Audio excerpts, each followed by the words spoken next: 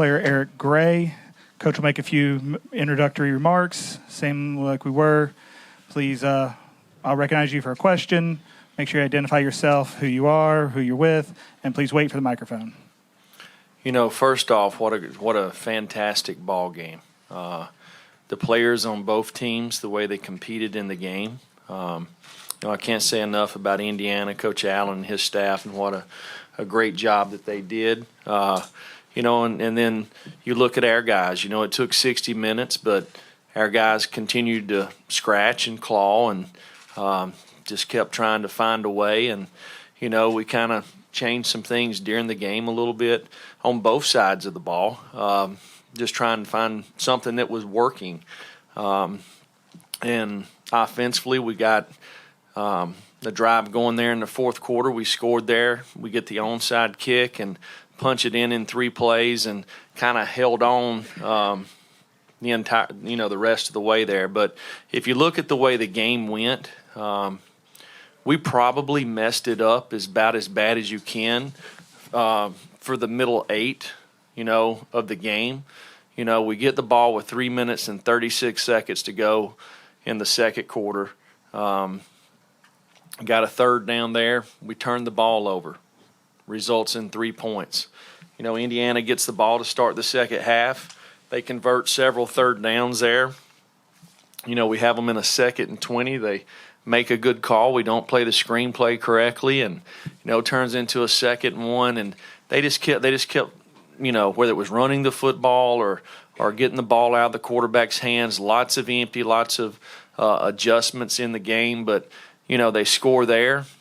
Ty pops a return there. You think we're fixing to get a little momentum, and then we throw a pick 6. So there's 17 points that didn't go to the good guys, in that stretch there. So, but our kids kind of kept on fighting. Our coach has done a really nice job, and our fan base. All the orange was there. When the clock struck 0, that was there when the game started, and we can't say enough about our fan support and what they mean to everybody associated with this organization. Austin Price with VolQuest.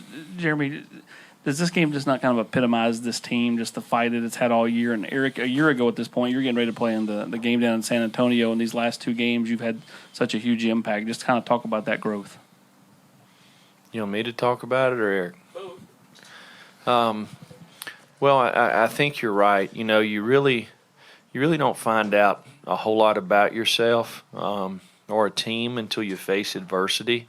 And we faced a lot this year. A lot of it was self-inflicting, but still it is what it is. And, I really think the assistant coaches on our staff, because the men that they are and the character that they have, I really think the team kind of, took on their personalities, stayed the course, looked in the mirror and said, how can I improve? How can I be my best? Wasn't looking for excuses. We owned who we were and worked hard to improve. And I think that's says a whole lot about our assistant coaches, everybody associated in our program, and the players on our team. No quitters on that team. Yeah, I agree with Coach Pruitt, what he said. Earlier in the season, he brought us all in after a game and said, we're going to turn it around after this. This is the last time we're going to turn it around, and we all bought in. And we said we're going to put on more steam. When we face adversity, we're going to put on more steam, and that's exactly what we did, and it's a great way to finish. Blake Tomeyer, Knoxville News Sentinel. Jeremy, why'd you decide to do the onside kick in that situation? And then, Eric, can you take us through that play from your perspective? Well, I think there's 4 minutes and 34 seconds to go. We got 3 timeouts. It was something that we felt was there, when we were breaking them down. And as the game went, we felt like it was there. We've probably repped it 500 or 600 times over the last 6 months. Had confidence in our players. So just felt like we needed to do it there. And Paxton, laid down a great kick. Eric, we got 3 guys that's going to block the 3 returners, and we got 2 guys getting the ball. And, Eric timed it right, and it was a great kick. So wasn't much they could do based off how they were aligned.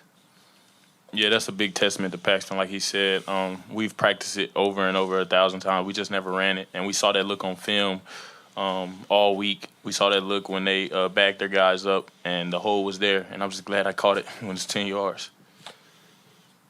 Coach, back in the middle, you talked about this game kind of reflecting what this season has been like for your team. What about for Jarrett on a personal level?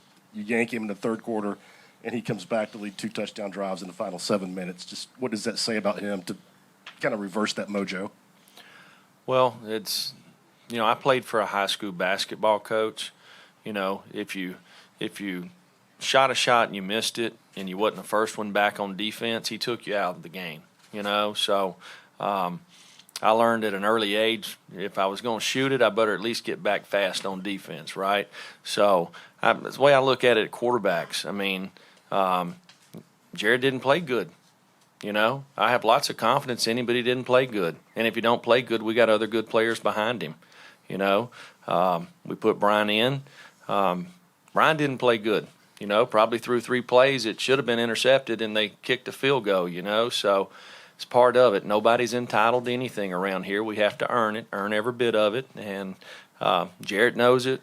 Brian knows it. Everybody that's associated with our program knows it. So it's a performance-based industry, and we got to perform. And Jarrett performed pretty good when he came back in there, and we needed him to. Clayton Freeman with the Florida Times here. And for Eric, on that play, have you fielded onside kicks before? How much onside kick experience do you have? Well, in practice, I feel like I've had like 500 reps of the onside kick because we've repped it so much. But I'm just glad that I caught it when it was 10 yards. Jeremy in the back here. Just kind of follow up on JG. When you decided to put him back into the game, did you have kind of a conversation with him about kind of wiping the clean slate? Kind of take us through that decision, and then maybe some of the conversations you had with Jarrett before him inserting him back into the game. Let me tell you, Jarrett's he's got thick skin. Okay, he's been through the wars. He knows the expectations that we have, that he has for himself. So sometimes as a quarterback, it helps to go over there and watch it from the sideline for a couple of series.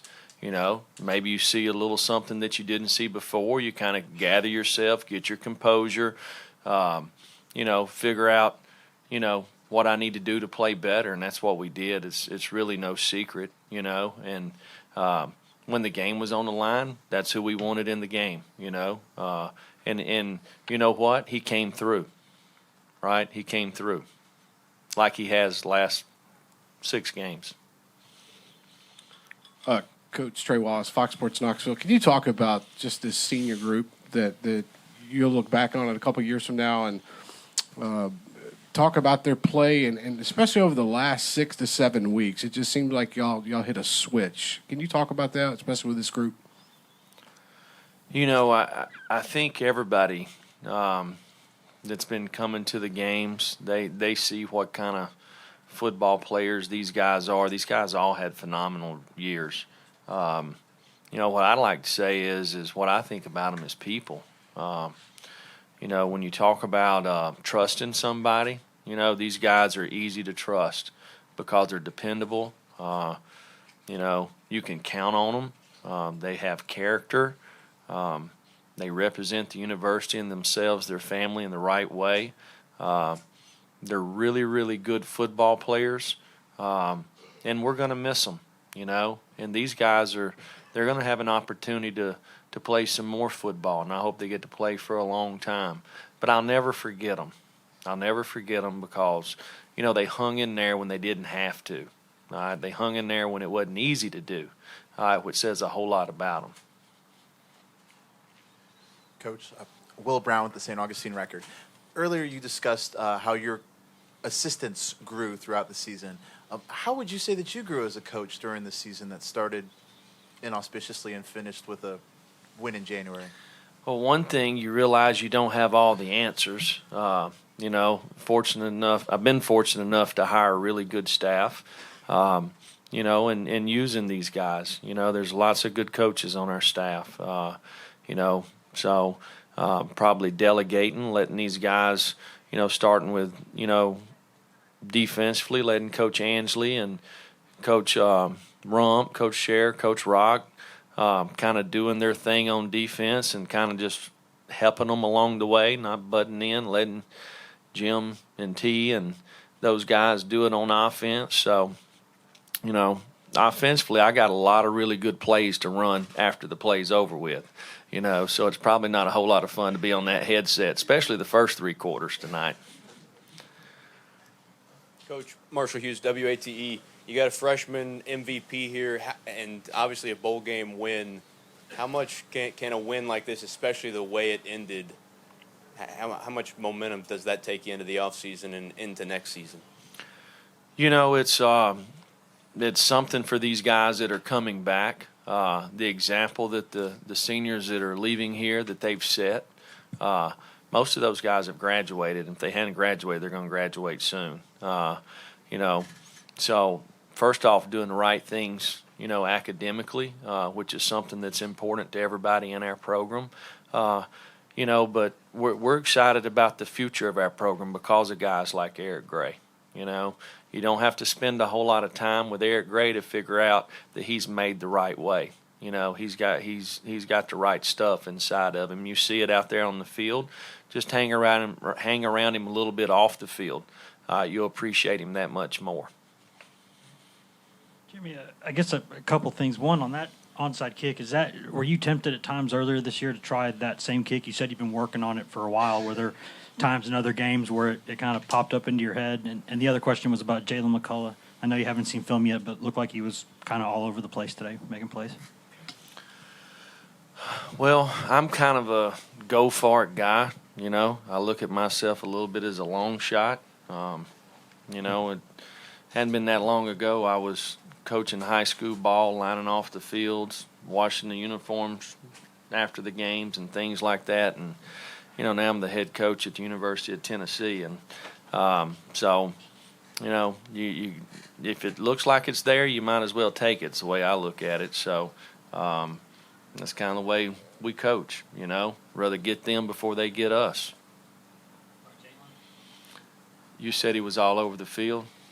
See, that's the thing about coaching, you know. Right before I walked in here, I told him, I said, Jalen, I don't remember much except them catching that ball on you right there at the end, you know. So, but, no, Jalen's a guy that, much like Eric, high character, winner, competitor, tough, smart. You know, these guys have a lot of the same qualities that these seniors that just walked out the door, and that's the type of guys that we're looking for in this program. Jeremy, when you look back at, you talked about looking back at the senior class, but this freshman class, did you anticipate them being as ready as they were, and the kind of the progression? Eric, Henry, obviously Roman made a play tonight, got to the quarterback. You have several guys that are out there making plays that were freshmen. You know, when we recruit, there's certain criteria that we look for critical factors for every position, but probably the most important thing is the makeup. You know, who are they? You know, what kind of student are they? Are they a leader? Do they got character? Are they dependable? You know, and that's something that, you know, that we have questions about when it comes to recruiting everybody. And you know, we feel like that we've recruited some really good student athletes in this past class. Be last question. Coach, right here, Marshall Hughes. We saw you after the game lean over to Jawan, and he was grasping that trophy, and you asked him for a picture. Looked like he didn't want to give the trophy to anybody else. What has your relationship been like with him throughout his career and your career so far at Tennessee? And I wanted to ask Eric, being from Tennessee, choosing to stay at Tennessee, now an MVP of a bowl game in your freshman year, just how do you sum up how this season's been for you? Can I talk about Jawan first? All right, so the first time I ever met Jawan Jennings, he comes in my office, and we're going to decide and create a plan to see if he's going to be able to get back on the team. I think everybody knows it's pretty well documented. But anyhow, so we lay out a plan, and it's a pretty tough deal. And there's lots of things, and Jawan done absolutely every bit of it to do it. But by the time he left my office, he was trying to negotiate what position he was going to play. And I said, dude, you're not even on the team yet. All right, so let's just see if we can make it to this first thing before we start talking that way. But that's the way Jawan is, you know. He's always in there trying to represent. For me, like you said, coming from being a Tennessee boy and being here at Tennessee, it's been unbelievable. It's been an unbelievable journey. I fell in love with the place early. It's just something I dream about. It's something I dream about as a kid, playing college football, playing in a bowl game, being MVP. It's been amazing. I just want to say all glory to God. Thank you, Coach. Thanks, Eric. Thank y'all.